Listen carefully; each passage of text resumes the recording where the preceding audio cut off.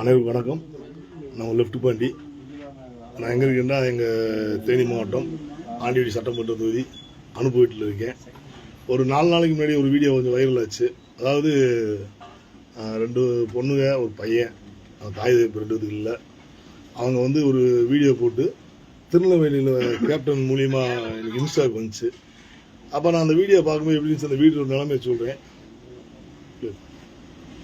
வந்து பார்த்தா இந்த 2 தங்கச்சியும் இந்த தம்பியும் அம்மா அப்பா கிடையாது. அவங்களுக்கு இவ்வளவுதான் வீடு இருக்கு.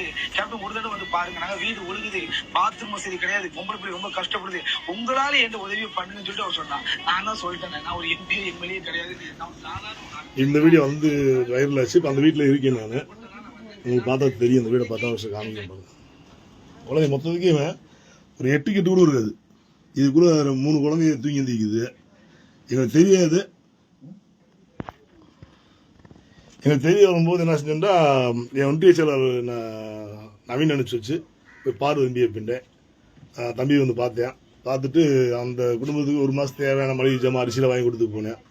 அப்புறம் இன்னொரு ஒன்றிய செயலாளர் ஜெயக்குமார் வந்து என்ன பண்ணி என்ன செஞ்சு கொடுத்தாரா, நேற்று வந்தவர் மளிகை ஜாமான் அரிசி வேற அடுப்பு சிலிண்டர் வாங்கி கொடுத்தாங்களா, சந்தோஷம்.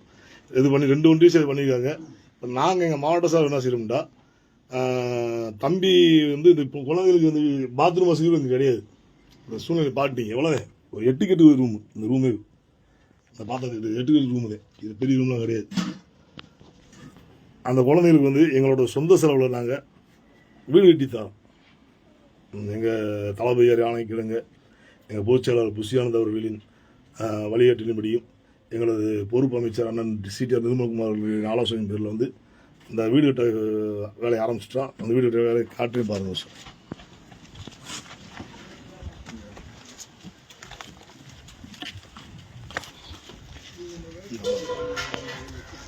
அவங்க வந்து அவங்களோட இடம் பக்கத்தில் இடம் இருந்துச்சு.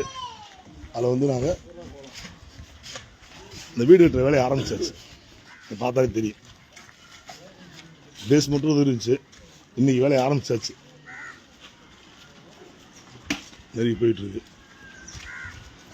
இந்த இதில் வந்து ஒரு சமையல் கட்டு, ஒரு பெட்ரூமு, உள்ள பாத்ரூமோட கட்டி ரெடி பண்ணிட்டு இருக்கோம்.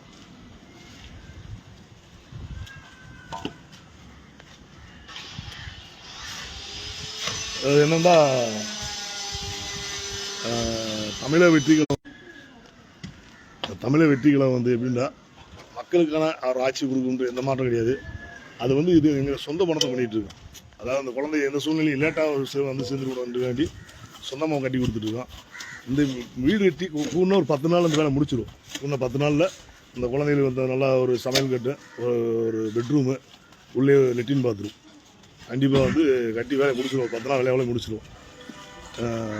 தொடர்ந்து வந்து தமிழக வெற்றிகளும் சரி, எங்கள் தமிழக அரசும் சரி, மக்கள் நோக்கி உரிமை தேர்த்து வந்து மக்கள் வரி பணத்தை எடுத்து களவாணித்தனமாக திண்டுறதை நோக்கி ஓட எப்பயுமே ஓடாது. அதுக்கு வந்து எங்கள் எவ்வளோ ஊரில் வீடு எல்லாம் கட்டிட்டு கொடுத்துருக்காங்க. ஏன்னா தளபதியாரின் விலையில்லா வீடுன்னு சொல்லி ஒரு திட்டம் வச்சுருக்கோம். அந்த திட்டத்தில் வந்து நாங்கள் சொந்தமாக பண்ணுறதே இது பூரா எங்கள் பொதுச்செயலர் ஒவ்வொரு விஷயமே உருவாக்குனது.